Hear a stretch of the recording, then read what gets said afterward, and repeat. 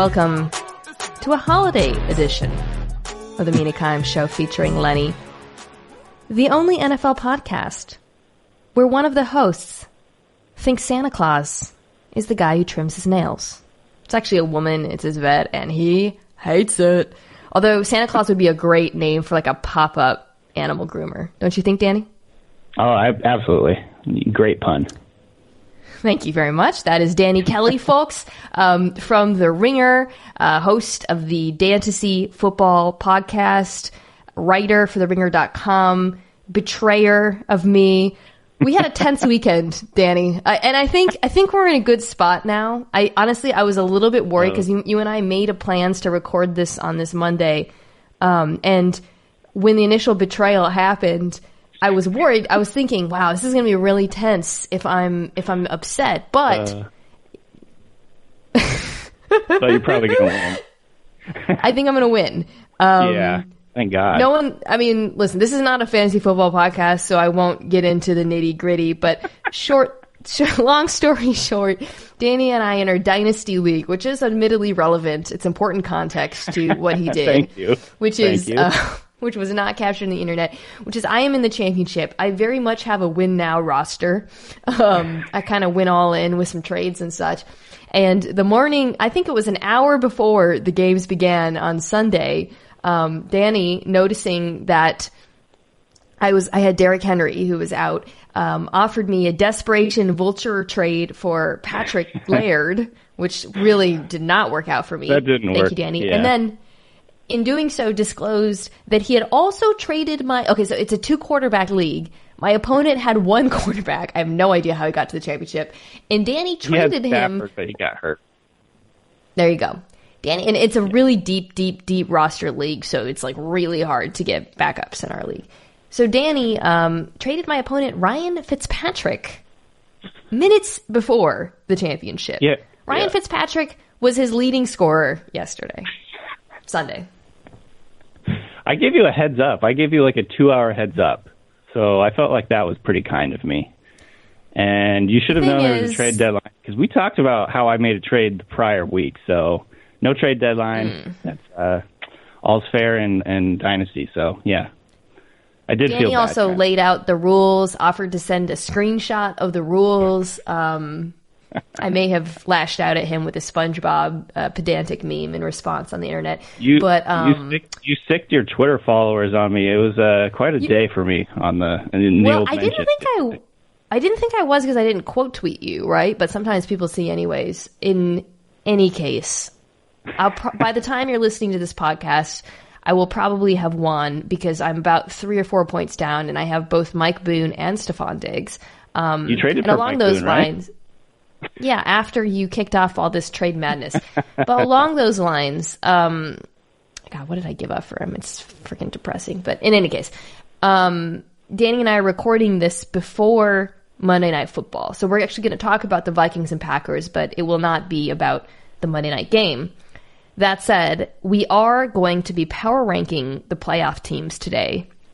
I refuse to acknowledge the fact that the Raiders are still in playoff contention, but we will do every other team that is still in contention. That includes the Vikings and the Packers, Danny. Who knows? You and I might completely screw it up, and Aaron Rodgers will score 500 points and will look really stupid. It's possible. Yeah. I love doing podcasts before Monday Night Football. It's always super dangerous. I think I touted Sam Darnold before his New England I see Patriots Ghost game? No. Yeah. So I'm always very careful now. That was a very good lesson learned. So let's tread lightly around the old Packers-Vikings game. Many caveats apply. Yeah. I think, listen, we could go one. So it's 13 teams that I have on my list who are still in contention. That includes the Cowboys. Did you eject the Steelers then? Are they out? No, they're in. The Steelers are in the mix. And you get to 13. Okay. You can put them wherever you want. I think we're just going to alternate, starting with 1. And I think we both have the same team for number 1, so I'll let you go first. This is the final power ranking before Week 17. Danny Kelly, who is the best team in the NFL? I mean, I think it's pretty clear it's the Ravens. They're just so balanced, and I mean, Lamar Jackson, just a unique talent. Their defense has really caught fire in the second half, getting that Marcus Peters trade, getting Jimmy Smith back. Their defense has really, really taken off, especially the secondary, which really struggled early on in the season. It was kind of weird because, you don't expect the Ravens to be so bad at pass defense, especially when they added Earl Thomas, but they were in the first half of the season. That's definitely been cleaned up. And, offensively, kind of running out of superlatives for what this offense has done. I think I saw today, actually, Aaron Schatz said the Ravens are the 7th best team per DVOA in DVOA history through 15 games. Really? So this is a historically good Ravens team. Yeah. That's completely bonkers. I think, I've said this before, it's also like the exact right team for this moment in NFL history. Not just because of, the offense and what they've designed around Lamar and all that, but because of the landscape, right? Like I've been trying to, because I think the Ravens are so clearly entrenched at the number one spot, I've been trying to think of various weaknesses they might have on both offense and defense. And I think looking across the NFL, in particular the AFC, there just aren't teams that are built to face them, right? Like I think, for example, you mentioned the defense has been really good, and they've been phenomenal. Since the Marcus Peters trade, I think they rank either first, second, or third in just about every important category. The secondary has been unreal, but they're also extremely aggressive. They don't have a ton of talent up front, maybe outside of Matthew Judon, but they are the most aggressive blitzing team in the league, and it's not particularly close. And they've been that way since the beginning of the season, and they were last season as well, right? That's just a Wink Martindale, it was DMPs back then, thing. For sure. So in the past, Danny, I would look at that and I'd say, well, Tom Brady's going to make you pay, right? Because if there's one quarterback in the NFL who can dice up the blitz, it's Brady, except not this season.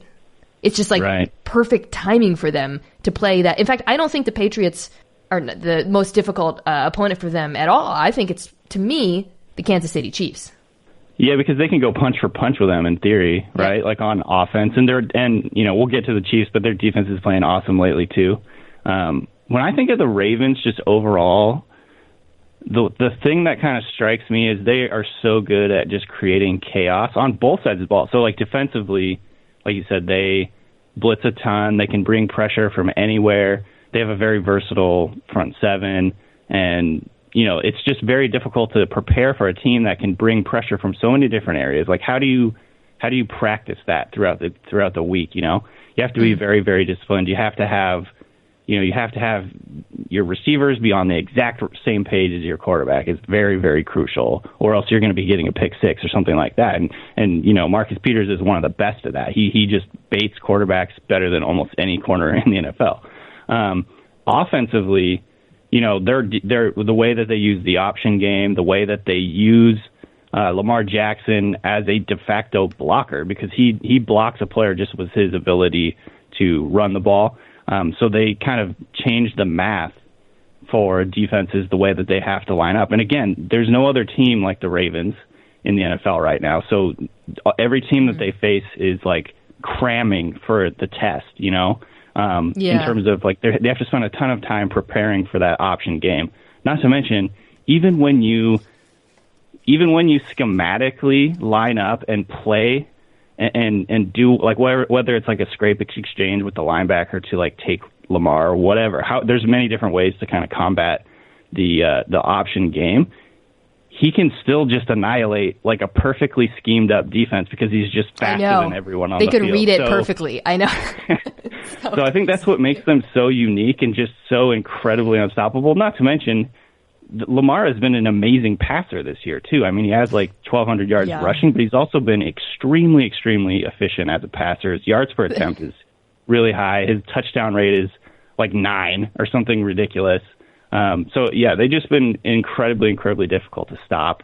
And even when you do scheme it up almost perfectly, Lamar can make you pay. So it's just, to me, that they're just the most fun team to watch and the most chaos-creating team in the NFL.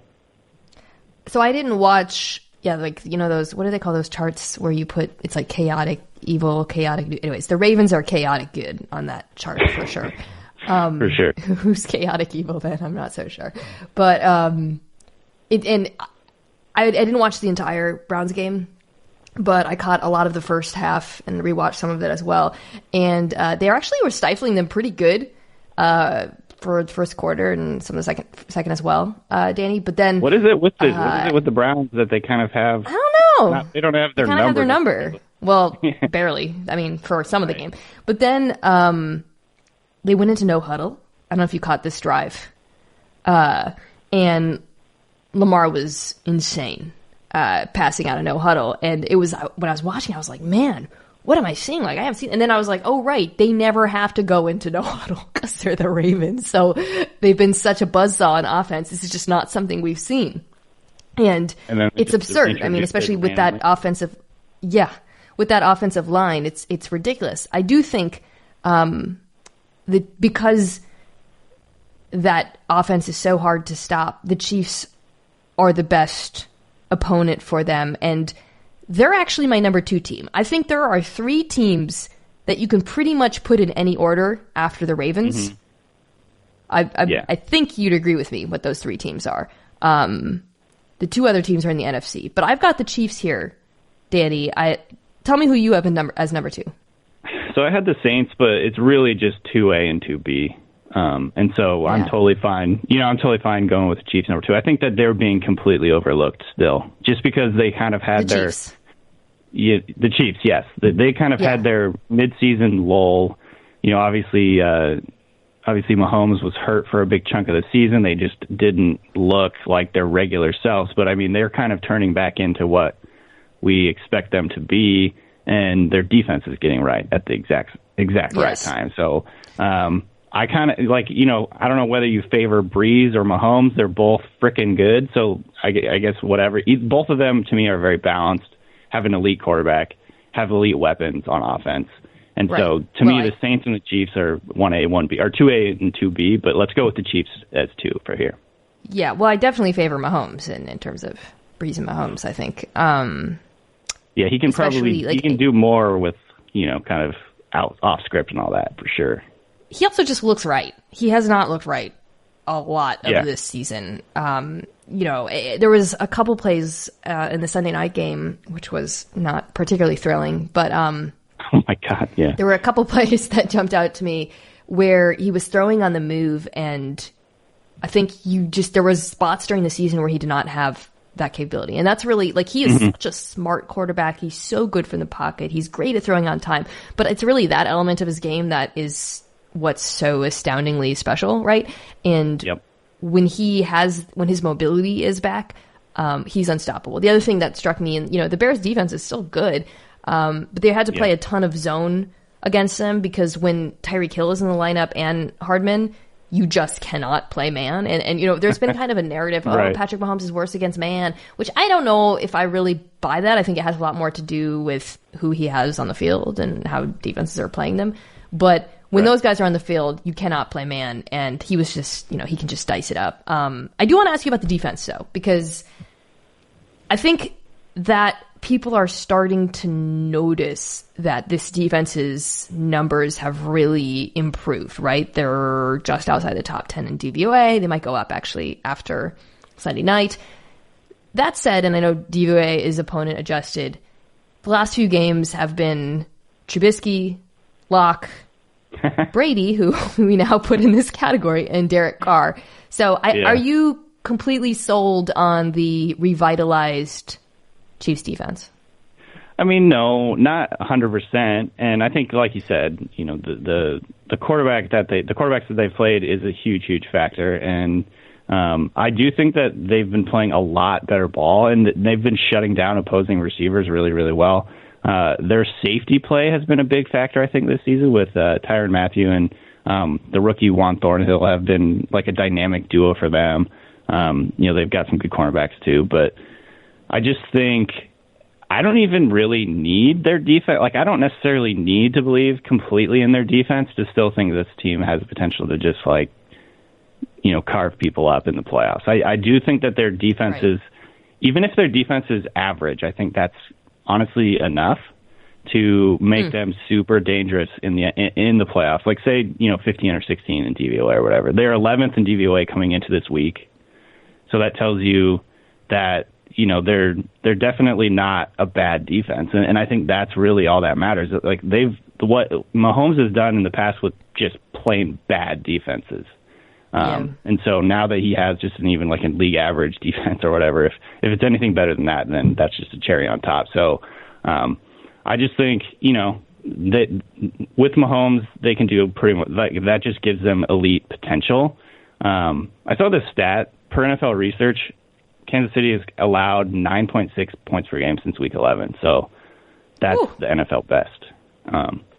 So regardless of opponent or whatever, they've gotten the job done. And they've held teams to 3 points in 2 straight games.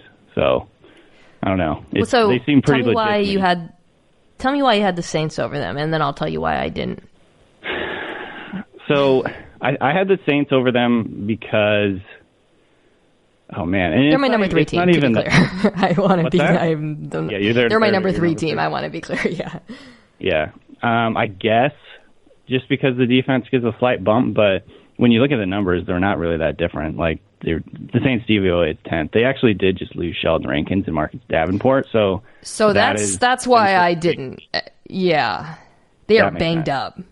And in this last game against the Titans, who we'll talk about later, Eli Apple and Marcus Williams both went out. I think they're going to come back, but I'm not quite sure the severity of those injuries. But this is not a unit that can afford to lose players.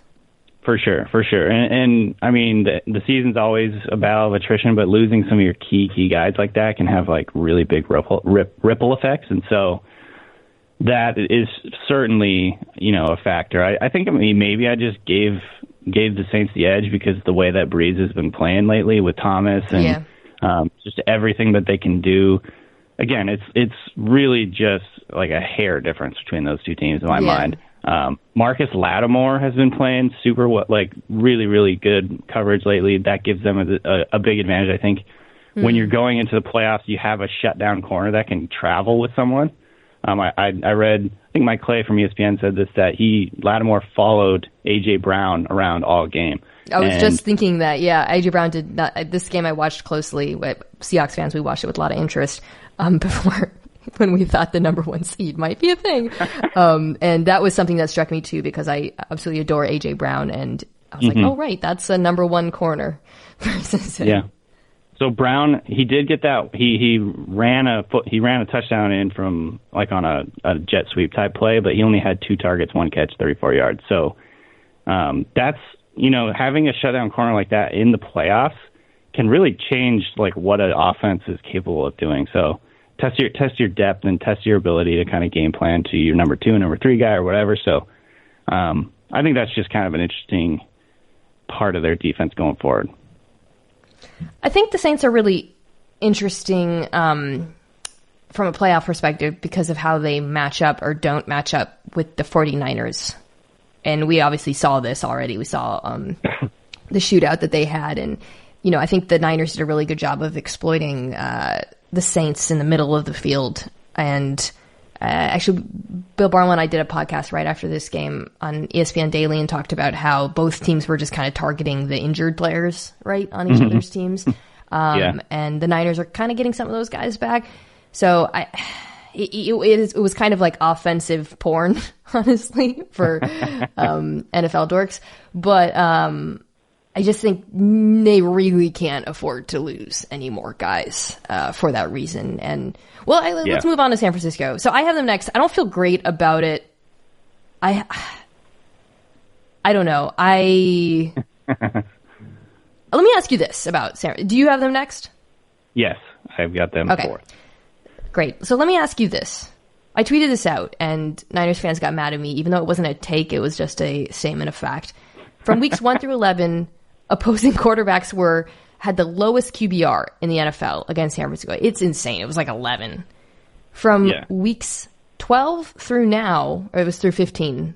So, or maybe it was 11 through 15. In any case, it was the Seahawks game on. They ranked worst in the NFL in opposing QBR, which is pretty stark. Now, and I think Niners fans got mad because they were like, there are injuries. I was like, I didn't say there weren't injuries. Like, that is obviously, I mean, to me, it's largely the product of schedule and injuries, right? But it does feel a little bit like the wheels are coming off the bus on this defense at times. Yeah, I think I guess, fearsome intimidation factor that they had in the early part of the season has certainly faded. But I always just look at a team like this, and when you have pass rushers that can dominate a game like Bosa, and the big factor is Dee Ford has been out. And so I don't know exactly when he's coming back. I think he's on the cusp. Yeah. I think he's on the cusp. Also, what's his name? Tart was ruled out, but I think he's going to come back too. So that's big. Yeah. And Sherman was out for a bit, right? And so Game to me, they've had, so early on in the season, they benefited from like the deepest defensive line in the NFL. They were getting production from all these random people, in addition to obviously like the big four with Bosa, Buckner, Armstead, and Dee Ford. But I mean, they got like Solomon Thomas, who was like former third overall pick. He's in there. They got a couple other random guys, but that depth has been tested over the last, 5 or 6 weeks or whatever. And so that's definitely been a factor.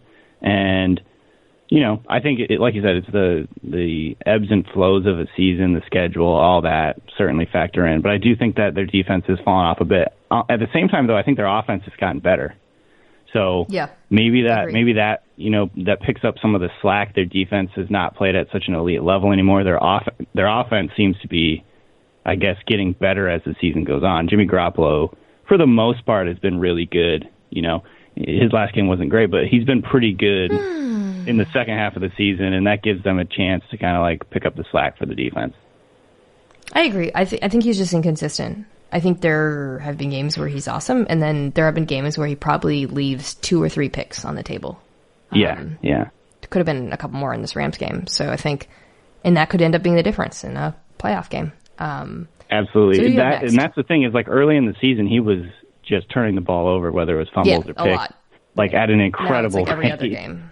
Yeah. I know. And if they can get him to just play, it's kind of the same deal with like Wentz or whatever. If they can just get him to eliminate the fumbles and the really untimely turnovers, obviously that's a huge deal for their offense. And so, I mean, just play. I don't know, like clean football. You don't have to do anything all that special. Just don't turn the ball over, because their defense can do enough to keep the game close. And, you've got great skilled players that can pick up yards after the catch, like Kittle and Samuel, and let them do more of the work, It's kind of how I feel, actually, about Buffalo, who I'll get to not too far off, but they're not my number 5 team. Who's your number 5 team? I've got the Patriots next. Me too. Who do you got? Yeah. I have the Patriots too. It's going to be another like 13-3 Super Bowl with the Patriots, isn't it? After all this, I mean, it really shouldn't. Like, the Ravens and the Chiefs are just better than them, and yet, while watching Saturday's game, that sort of sense of inevitability just kind of flowed over me. Did you know that I'm sure this has been like a thing that's been said a whole bunch, over the years, but they have gone to every AFC Championship game this decade since 2011. Honestly, there are many children alive today who just don't know a world in which the Patriots don't dominate. I get the inevitability thing for sure.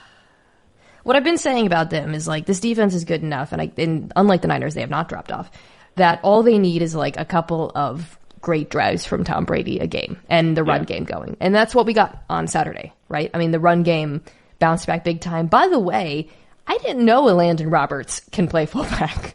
I believe he had the most snaps at fullback of his career on Saturday, but apparently that's the thing that's happened. I don't know why I didn't know that he freelances as fullback, but in any case. I did not know that either. It's typical Patriots. I think they're getting into their postseason groove by starting to use defensive players, on offense. That's just kind of a thing. And so, I like it. That's Tom Cable's thing. So I guess nothing about the defense struck me in this game, because I already thought the defense was good. I was struck by the efficacy of the run game, largely a product of blocking and play design. A lot of heavy sets. They used 21 a ton against the Bills. A lot of more misdirection, I think, than we've seen all season.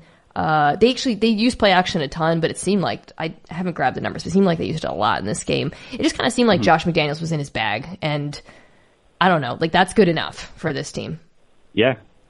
I didn't watch this game closely, but I think again, it's just typical like Patriots. Maybe they were holding their cards close to their vest till late in the season or whatever, but if you remember last season, they did the exact same thing where they started running an incredible amount of different run plays. So it was like they would go through a game and run like 7 or 8 different style of schemes, whether it was zone, power or whatever, different blocking schemes, different styles of run games. So like making it's like we were talking about with the Ravens, it makes it extremely difficult for them, for teams to prepare for a team who can literally turn it into any offensive style throughout the game or throughout a drive. And, the Patriots have been so dominant over the years because of Brady, obviously, but because they have amazing coaching too.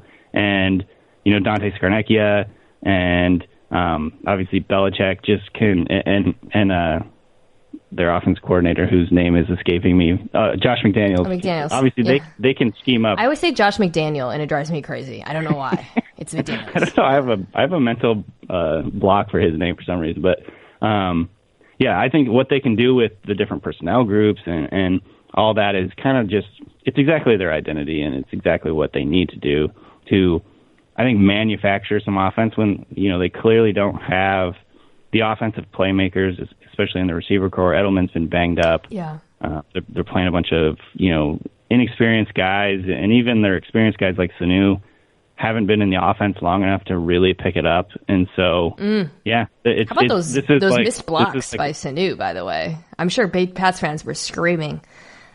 I mean, they gave up a second-round pick for that dude. Yeah, I'm sure I praised it like 10 podcasts ago. I liked it when they used Harry on the end around because I feel like his route tree is still really limited, but he's a really good athlete. Yep. And they just kind of need to get the ball into his hands. Okay. I'm going to keep the chains moving here. I don't want to talk about this team because they're in the Monday night game. My 6. Who's your 6 team? Yeah, I got the Vikings. Is it the same as me? Wow. Are we? So aside from the Chiefs and the Saints, we are matching. Yeah, we're so far in lockstep. I mean, a lot of these picks don't feel that like they feel pretty automatic to me. So, yeah, I think outside of like the Ravens and the Chiefs and the Saints, it gets pretty hairy.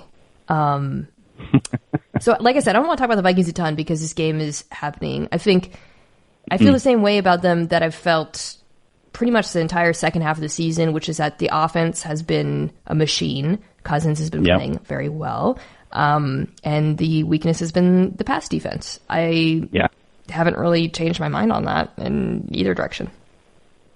Yeah. And to me, they're one of the most balanced teams. Obviously, like you said, their cornerbacks group in particular, I guess, has been sort of like their Achilles heel this year, but they're still 6th in defensive DVOA this season. They're still a very good defense. Their offense has completely remade itself since week 5, I believe. They kind of recommitted to play action and doing exactly what Cousins does best, which is, I mean, just shockingly obvious thing to do, but not every team does it. And so I really appreciate that about them, just the fact that they're like, okay, we're gonna just do exactly what's best for our quarterback, and they've fully committed to it. So I definitely really appreciate that about them. Obviously the Dalvin Cook injury is a factor, but they have a couple good backup running backs that they can go to. I don't think that's a huge deal for them, to be honest. I think, as long as Cousins doesn't completely, turn into a pumpkin, which I guess is possible, but as long as he doesn't turn into a pumpkin and just revert to bad Monday Night Football Cousins, then I think that they're in good shape. Famous last words. I know, right? Okay. This is where it gets wild. We'll do one more, the number 7, before taking some questions. This is ironic. I'll go with my choice because it's ironic because their fans continue to yell at me on the internet, despite the fact that I like most of the things about this team. Can you guess who I'm talking about? The Bills? Yeah, it's the Bills. I love this team. I love the Bills. I just don't think you have an elite quarterback. What's wrong with that? Why can't they just be happy? the pendulum is swinging, right? Because everyone just roasted him. It was, like they just got roasted for the Josh Allen pick. And, he's been... Now it's like over-correcting. Right, exactly. Like he's now playing like an average quarterback, and people are extremely upset that he didn't get any more respect in the first season. So yes. I don't know. I definitely feel like he's trending in the right direction. His deep accuracy has been a big issue for them, I think, honestly, and has left a lot of points on the board. His inability to kind of connect on passes deep is really kind of limiting their ceiling. But if he can kind of, I don't know if like he can clean that up or not. Like, can you teach accuracy? I really don't know. Yeah, well, he hit like two good deep passes on Saturday, so now everyone's like, "See, I told you." It's like, to me, okay, so yeah, and that's good that he had a good game, but like the most striking thing to me about Josh Allen this year, other than the fact that I definitely agree that he's improved dramatically from last year and is trending in the right direction, and I believe that he will be a franchise quarterback at some level, going forward, whereas I don't know if I believe that last year. However, I will say every single game it feels like there's 5 atrocious overthrows that would have been touchdowns. That's So that's all I'm going to say about that. I think he's, obviously... Yell at Danny, not me. He's still a quarterback. He still has room to grow, so there's that. Yeah. Here's what I'll say about what I really got wrong here. Last year, my criticism was not even less about Allen in his rookie season and more about the Bills' offense. Like, I felt like they were trying to force him into a scheme that wasn't right for him. They weren't taking advantage of it. Like when he would just like take off and run, but it wasn't designed. Yeah. Or they would have him, like it was kind of like the way Cam Newton has been used at times in his career, where you'd have these like long developing routes, and it wasn't actually what was best for him. And I kind of felt that way about Allen. And the nothing changed with the Bills. And Kevin Cole he made a really good point. He had a piece today about how like he didn't like you wouldn't think anything would change because they kept Dable and the head coach and everything, and Allen. Yeah. Obviously, the offensive line and weapons got better, but they completely changed their scheme, which you don't see a lot in the NFL, and they really switched it up. And now, there's more screens, digs, curls, and maybe he'll uncork it a few times, but in doing that, I think I've been really impressed by his short to intermediate passing game, and also that he's limited turnovers, which I think was also, again, a product of the wrong scheme. And I think it's just a really good example of a team that's done right by their quarterback in every way. Oh, absolutely. I agree completely. They also did a lot of work on their offensive line, which I think helped a lot. Big time. Cole Beasley's quietly like kind of a big deal for them. Obviously, kind of just that underneath option that gives him a chains mover. It's kind of a cliche, but it gives him an option underneath, guy that can get open versus man coverage, and gives him an easy outlet versus, and like you're exactly right. Like last year they were running like 4 verts, and if no one, like if you don't see anyone open immediately, just take off because everyone's playing man defense against your 4 verts or whatever. And so, so this year it's definitely, he's I guess, developed in that area, and I completely agree. The biggest deal is that when he gets outside the pocket now, he doesn't immediately revert to that try and throw it across your body, the YOLO throws, which were just a huge, huge thorn in his side, obviously last year. And this year he'll still uncork 1 or 2 here and there because he can, but he doesn't do it nearly as much, and obviously the turnovers have definitely decreased, and that's just huge for their whole offense in general. And so I think he's definitely going the right direction. The non-YOLO throw thing is, I think, the biggest deal, and that shows a lot of growth, I think, in his game. The no-low offense is what I call it. Did you have them at 7? I did, yeah. I wonder if we might start diverging. We might start diverging here, I think, maybe, but we'll see. All right, we'll find out after our mailbag. Question. Lenny, for your thoughts. Free Winona asks, you have a time machine. You can send 22-year-old Dan Marino to 2019 or Pat Mahomes to 1983 to watch either of them play football. Who do you pick? I'd want to see Marino today. Yeah, I definitely would rather see all old-timey players in the modern NFL. Yeah. He's not that old-timey. I don't think Mahomes wouldn't, like, he's not built for the old days in terms of, like, you got these slow receivers. I like watching Mahomes in the current, like, high-octane offenses, so I'm definitely going to go with Marino in the modern game. I think he could still tear it up, man. Have you been following all this like NFL 100 where people get really mad because it's like mostly old timey guys? Vaguely. Yeah. The OK Boomer really list. Yeah. Yeah. It really is the OK Boomer list.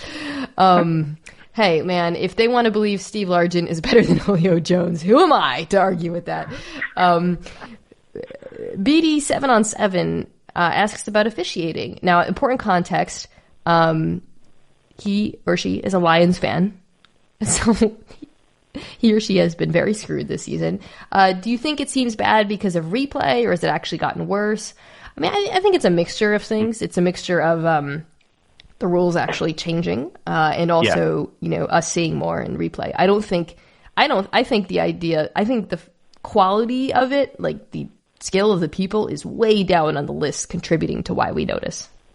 Yeah.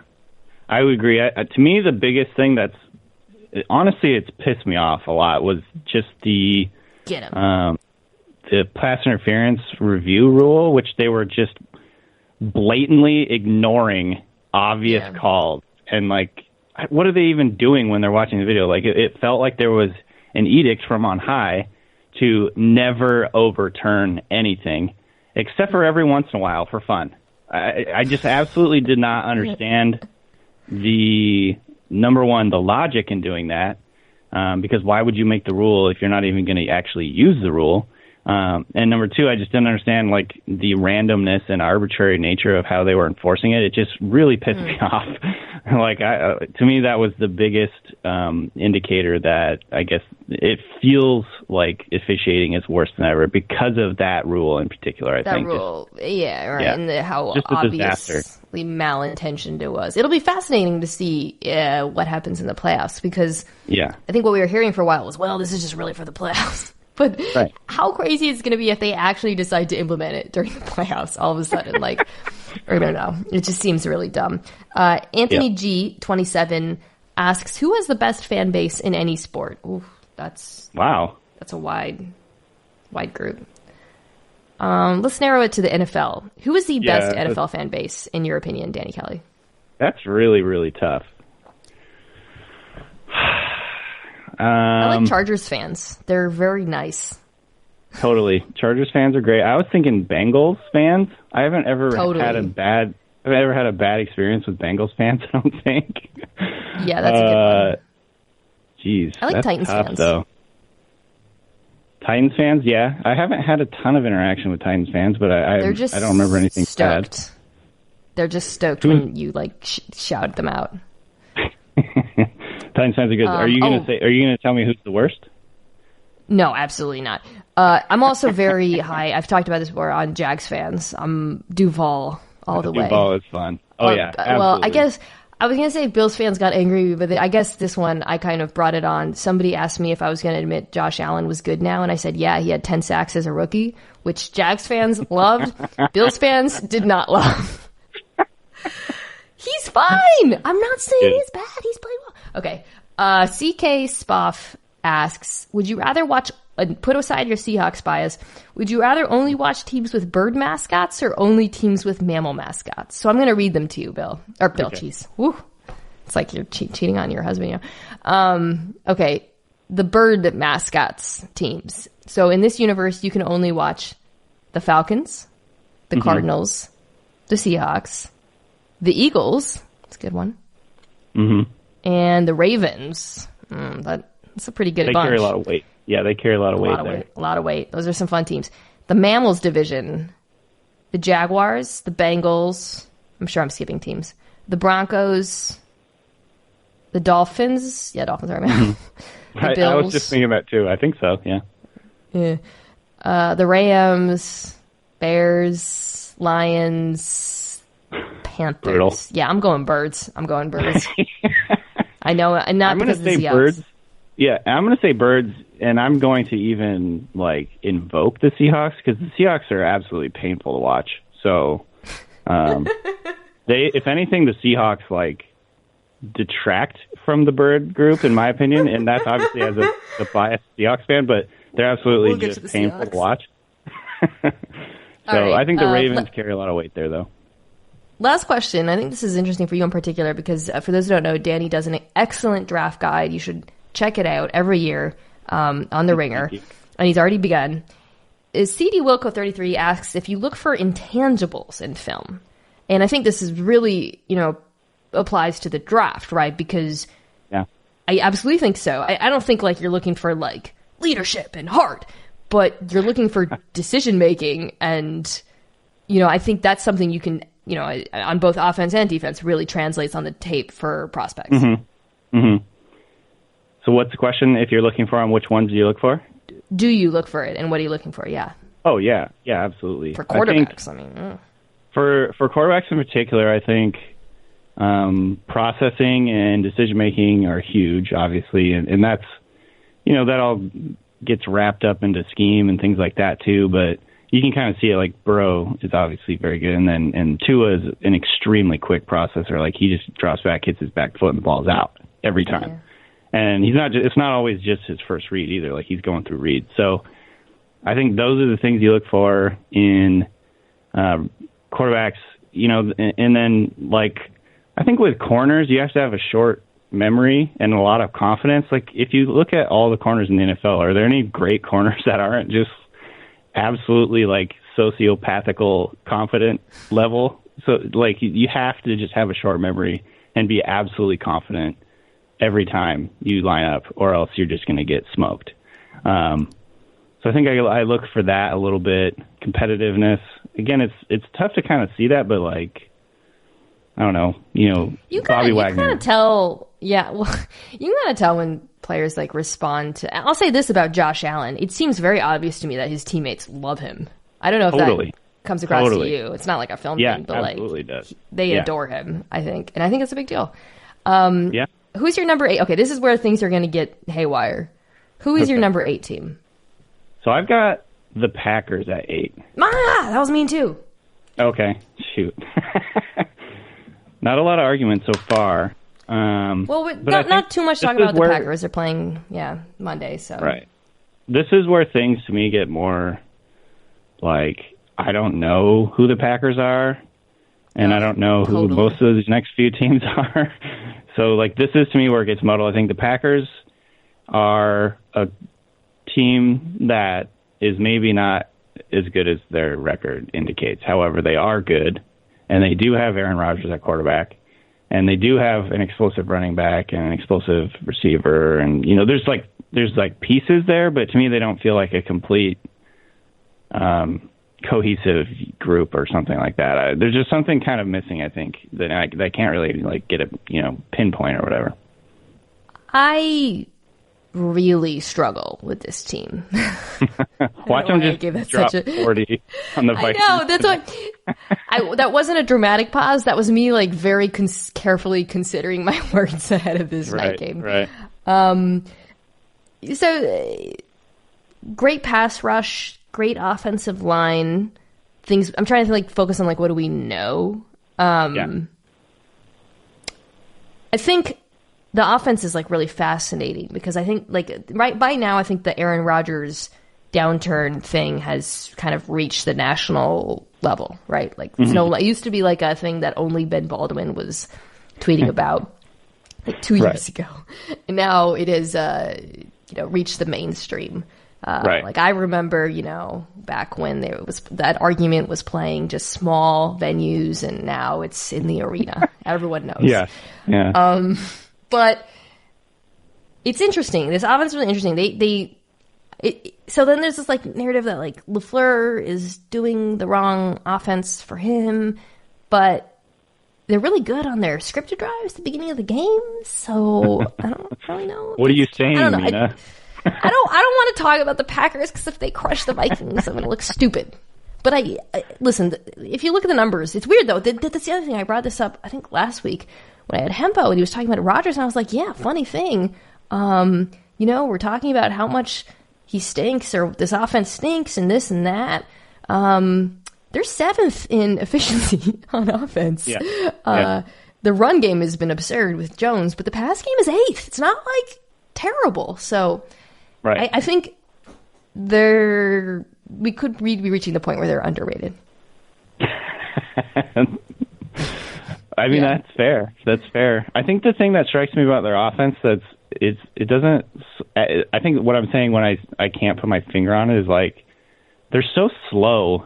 Other than Adams and Aaron Jones, like all the receivers are kind of slow, and yet they still just manage to get it done. And like Rodgers like dances around in the pocket for 5 seconds, and then manages to figure something out. And I don't know. To me, it's just like it lacks a rhythm, and it's just kind of hard to put your finger on. But I think obviously their record and their numbers kind of.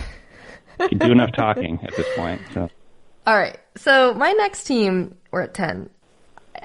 Originally, I had the Texans, and then I just kept thinking about the game on Saturday and some of the injuries. And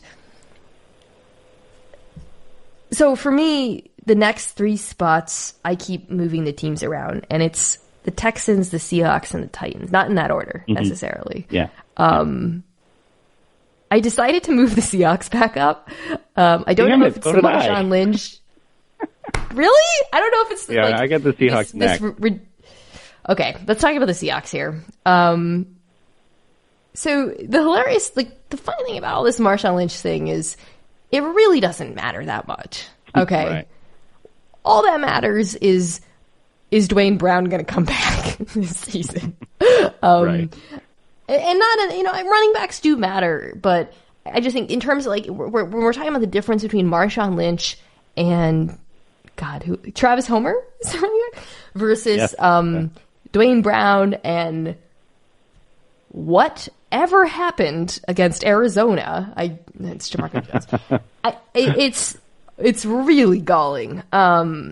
Yeah. So to me, the Seahawks have just been obliterated by injuries lately. They lost Chris Carson and Procise in this game, but in the Arizona game, Clowney was out, Diggs was out, Quandre Diggs was out, and Shaquille Griffin was out. So it was like your 3 best players outside of Wagner. And Wagner was also hobbled though, right? He had something. Yeah, he was banged. He's been banged up a lot this year, I think, quietly, actually. So if they can get Diggs, Clowney, and Griffin back for the postseason, that's why I'm ranking them here. I do think the tackle situation is a problem, though. Absolutely is. And Jamarco Jones, I believe, was who started in the place of Dwayne Brown. Yeah, preseason All-Star. Yeah. He played well at guard earlier in the season, and there was some excitement about kind of seeing what he could do. It did not go well. Did not. That's definitely a big concern, and that has, I think what the effect of that was like Wilson was kind of looking at the pass rush a little bit, honestly, and like when he dropped back and immediately kind of turtle his head down and think about how he was going to escape rather than trying to like go through his reads and stepping up into the pocket and things like that. It's one of those things where it's something that he's had to deal with his entire career. So sometimes he'll fall back on like these old habits where he's immediately trying to escape rather than step up into the pocket or whatever. And that happened a few times in this game. And they obviously lost Josh Gordon also, and that's not. I think it's not like a death knell to their offense, but it definitely doesn't help things when you got. DK Metcalf has looked awesome at times. He's struggled at other times with drops and fumble. He had a big fumble a couple of times, and so he's still kind of learning and not super reliable at this point. I think he had 1 target and no catches in that Arizona game. So. They just. What happened to Jaron Brown? Didn't they? Is he still on the team? I don't remember last time I saw him. Malik Turner and David Moore are kind of like filling in now for Josh Gordon and both of those guys. Malik Turner is getting a lot of those carrying a lot of those targets. You know who I think is like sneaky awesome? Jacob Hollister. Oh yeah, for sure. He's definitely filled in for Disley in that underneath middle of the field area. and kind of gives them an option as a run after the catch. They've used him on a few like screens and swing passes type things, and it's been effective. He's not like super explosive or anything like that, but in an offense that needs some reliability in their skill position players, he's been that, so that's been nice. But I think, to me, the Seahawks were already a team that was winning in the margin. They were like their point differential is just ludicrously low for how many wins they have this season, and I think they have like 10 one-score game wins this season, which is just absolutely unheard of. So, they're already walking a razor's edge between losing and winning, and now losing all these players makes it very difficult. They've been blown out. Yeah, and bad coaching, bad situational. Yeah. So they've been blown out, I think, in 2 of their last 3 games. So that never used to happen. That said, if they get these guys back, I think that's what really matters in the postseason. They get the 5 seed, assuming they lose to, or they be the 5 or the 6. They'd be the 5, right? Yeah, I think so. I don't know. The seeding things are like too complex for my brain. Well, I know they're wild. It would be big because that's the difference. I mean, you'd end up playing the Eagles, and if that happens, we are no longer allowed to complain about the Seahawks wide receivers. We'll get to the Eagles later. So I think the Titans and the Texans are pretty much interchangeable. I've talked about them a lot. I talked about them ahead of their game and how they kind of had switched identities. But I'll just sportingly put the Titans up first, even though they lost to the Texans. All right, fair enough. Did you have the Texans and the Titans? I had the Texans, but yeah, they're pretty close. I mean, it's like, okay. Well, let's talk about the Texans. I mean, that game was totally drunk. I'm talking about the Bucs game. It was just bonkers. And everyone was kind of roasting Rich Eisen for calling Deshaun Watson Jameis Winston and vice versa. Oh, yeah. But it was like the game was so bananas, I kind of got it. Obviously, as players, they're very different. Watson was not great in this game. Right. He keeps saying he's healthy. I'm kind of dubious of that. And Will Fuller is hurt. I believe Will Fuller is like the weird Jenga piece that weirdly disrupts this entire offense when he's out. Right. So that's pretty freaking concerning for me. I don't know what the Texans are. One of those teams that can look amazing in one game and absolutely atrocious in the next. So it's very difficult to kind of put your finger on who they are and how good they are. Their defense is not doing them any favors, and I feel like overall they put the onus on Watson to win them games, and that's kind of like, if he has a good game, it gives him a good chance. If he doesn't, then they could be in trouble. He was not sharp in this last game, and I do actually think that the Buccaneers defense has kind of quietly gotten better this season. They're great. The run defense is the best in elite. Yeah, the run defense is elite, and they have a very, very young secondary that I think is kind of like taking its lumps, and now it's getting, I mean, not necessarily good, but definitely getting better and kind of coming together. And so, it doesn't, because coming into the game was like, oh, he's going to shred these Buccaneers' terrible pass defense. So I think the Buccaneers' pass defense has improved, so it wasn't necessarily super indicative of how crappy the Texans are that they just snuck by on this one. But I think the Texans are one of those teams that kind of, they live and die by what happens with Watson, and so that's to me kind of who they are.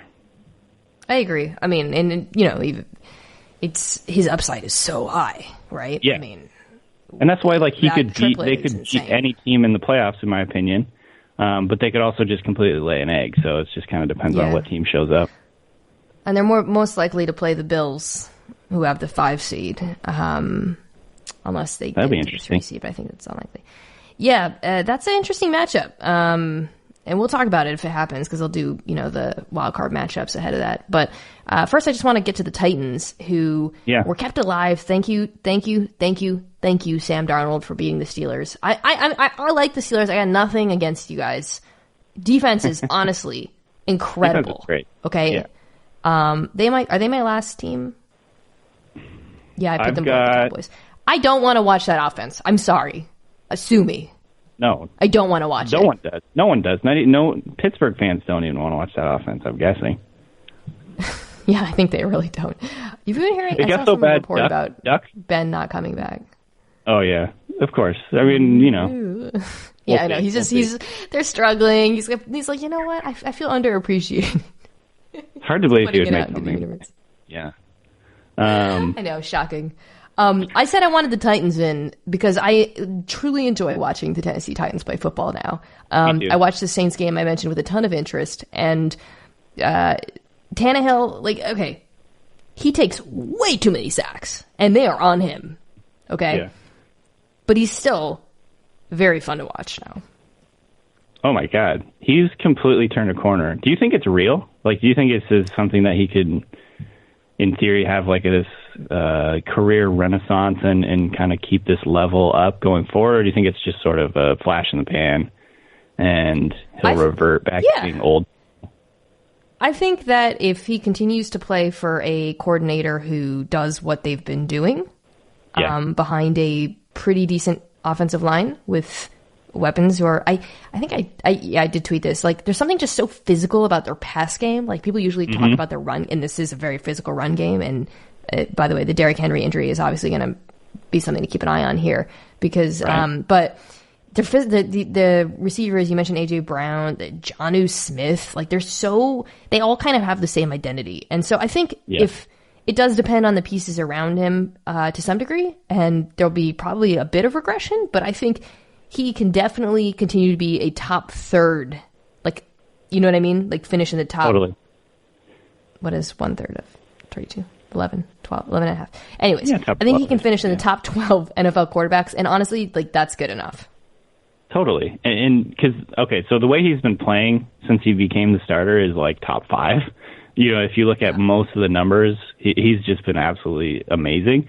I don't think that'll keep up forever, but I agree with you. I think he's sort of, the guy that comes to mind is Cousins, and, it's just because, like I was mentioning earlier, if you really design your offense, and every team should do this. I don't think this is a limiting factor for a team. Every team should do exactly what is best for their quarterback.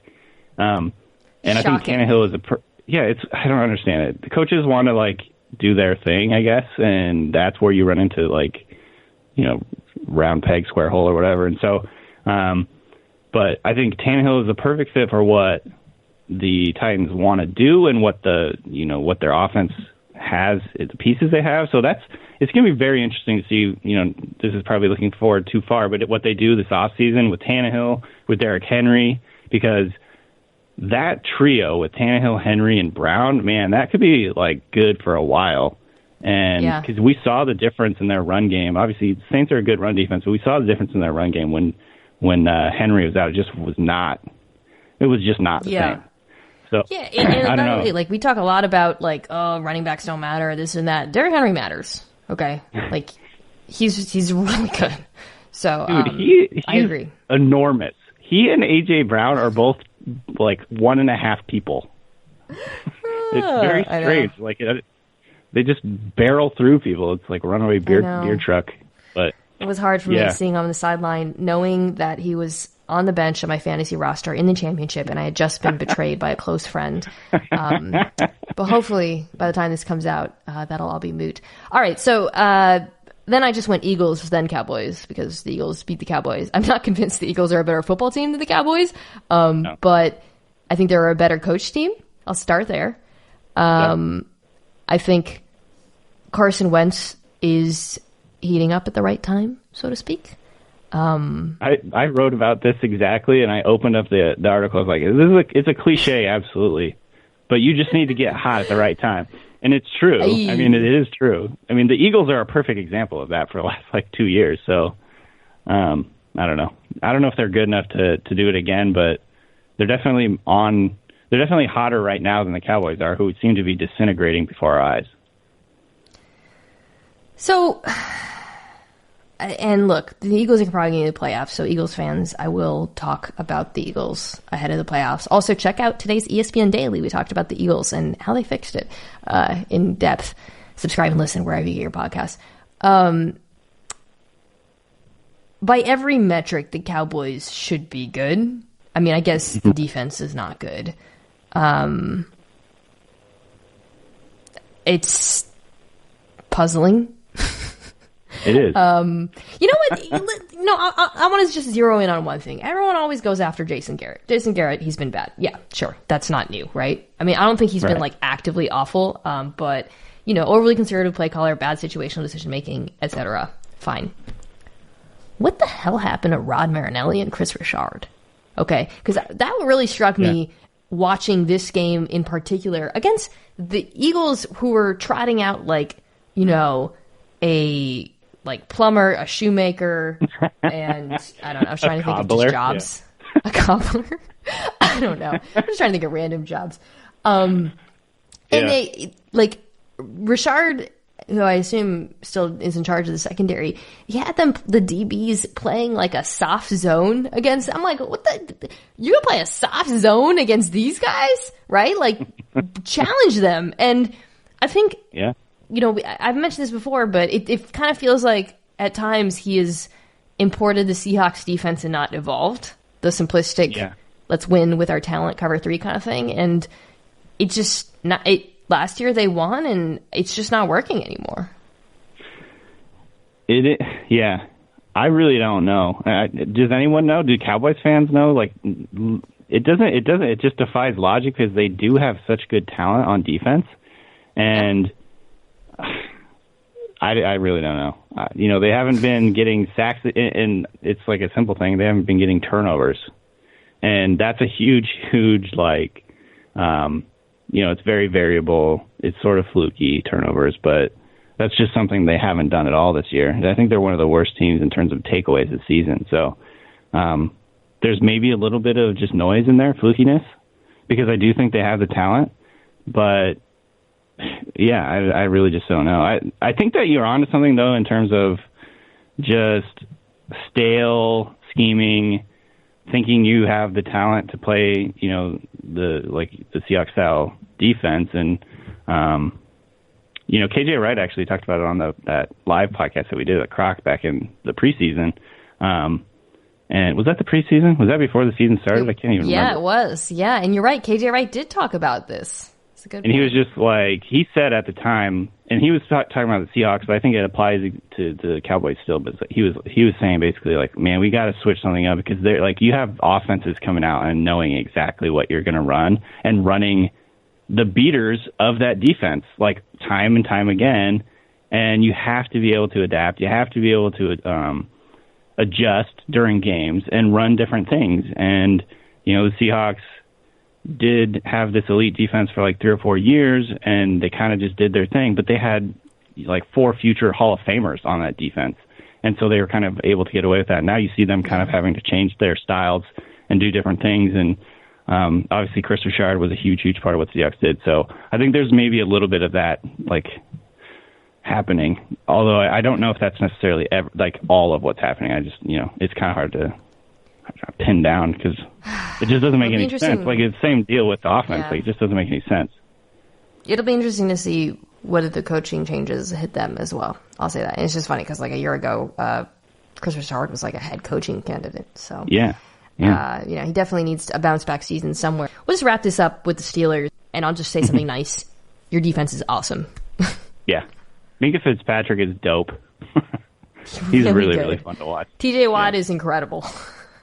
Totally. Good job. Well done. I mean, and look, that should be a good feeling going forward because if Roethlisberger comes back and he's still good, they're going to be a real favorite in the AFC because they have built something pretty special on defense, in my opinion. Absolutely. And, I mean, hey, they've got offensively, the quarterback situation's been a huge Achilles heel. They just can't get past that quarterback situation. But, you know, they've got some good young receivers again. Yeah. Like, they just it's a receiver factory in Pittsburgh. Deontay Johnson has looked really good. James Washington has kind of finally broken out of his early season or early career struggles. You know, Juju's been banged up, but he's obviously an elite receiver. So, I don't know. The future is certainly bright, I think, for the Steelers, but I just think they can't. Most teams can't get past the quarterback. If you have a backup quarterback, it's just so hard. Well, you know what's good? Like, okay, Mason Rudolph, was he a third-round pick, right? Mason Rudolph? Yeah. I think third or second. Now you know. That's great, right? Like, there's a world in which Ben would have been healthy and played another year, and then Mason Rudolph would have been the plan.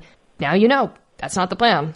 I think that's good in some ways. They got to, air him out. Well, not really. He didn't air much out, but so that's resolved. Lots of dump-offs, but that's fine. Okay, let's wrap this up with some questions for our guest. And now it's time for Dinks and Dunks. I'm getting paid for this, right? Question 1. It's baby Calvin's first Christmas. That's Danny's son. It is his first Christmas, right? He was born this year. Yeah. All right. How are you celebrating? Do you have any traditions in the Kelly family? Nothing major. Just go to the two parents' house. I go to my parents on Christmas Eve, and then we go down to the old in-laws on Christmas. It's going to be fun. I'm excited, though, because normally our Christmas is all about my nephew, and now my son gets to kind of inherit steal the shine. So that should be fun. Hopefully my nephew takes it okay. I think he's still going to probably get a lot of attention, though. Do you open Christmas presents on the night before or the morning? Yeah. On the night before, because we grew up and we were very, very impatient. I think wore my parents down, and finally they gave in and just made Christmas Eve presents the tradition because they were sick of how that happens. Yeah. Some of my relatives do it the night before, and some of them do it the morning. It's like a very complicated thing. Danny, as I mentioned, you were a draft guru. You have already put out your first mock draft. I know from looking at it that you have Joe Burrow, number 1. Don't tell me about Burrow. Who is like your draft crush? Like, it doesn't have to be an under the radar guy, but just a guy you're like, oh man, like I am in love with this player. That's a really good question. I'm just looking through my list right now because I don't know if I necessarily... Danny Kelly was high on A.J. Brown last year, guys. I should have mentioned that, so you should listen to him. Thank you. I think this is definitely not under the radar. The first guy that came to mind was Tristan Wirfs, the tackle. He just seems like a world beater, but he's like a top 10 talent, so I think that's definitely not like under the radar or anything like that. I think the other guy that I really like, C.J. Henderson, cornerback out of Florida. I just turned on his tape and I immediately was like, this guy's good. And he's looking like he'll be probably a late first-round pick or a second-round pick, but he could kind of rise in the combine thing because he's a very good athlete and all that. So those are the guys that came to mind, but still very early in the process, so I'm sure I'll have better answers for you next time. Question 3, are Christmas PJs good or bad? Like when whole families do them? Bad. I've never had to do that, thank God. Me neither. I've never done it either. Yeah, I always assumed like it was just like an Asian, like my mom's like, this is like not our stuff. But it's good to know. It's not just us. Question 4. While watching the horrible Cardinals game, a thought occurred to me, which is Bruce Arians just seems extra mad this year because he has to wear bright red, like, well, sorry, not the Cardinals game, the Bucks game, but the same, honestly, the same would apply because he had to wear bright red then as well. If you were Bruce Arians, would you refuse to play for a team that had red jerseys? I know, he's probably just like, man, can't I get like a gray or just a nice, very, very neutral... He doesn't have to wear... Yeah. He could wear like a white I think he doesn't care because he'll wear like a red Kangol and not even care. True. He just owns it. He owns the red face. Great point. And I appreciate that about him. But wouldn't he want refs to think he's not mad? And like when guys wear white cleats to like be misleading on the sidelines. If I'm Bruce Arians, I would not wear red. You think he really cares? Did you see the video of him just... Can you swear on this podcast? I'll just bleep it out. You can. He was like yelling at the refs, waving his hands, get the F out of here. Like, get the F out of here. Like, get out of my face. It was freaking hilarious. Also, why doesn't every player wear white cleats is another thing that perplexes me, but that's neither here nor there. Last question, as always, is from Lenny. And, there's a bit of a Christmas Bible kind of angle here. from Lenny. I didn't put it in his mouth. Put a lot of things in his mouth, but not this. He wants to know if you are familiar with the story of Judas, and if you realized last night, Danny, that you were him and he was you. Sunday, rather. I am familiar with the Judas story. However, I don't think there's a lot of parallels there. I don't think that really applies. Play the music.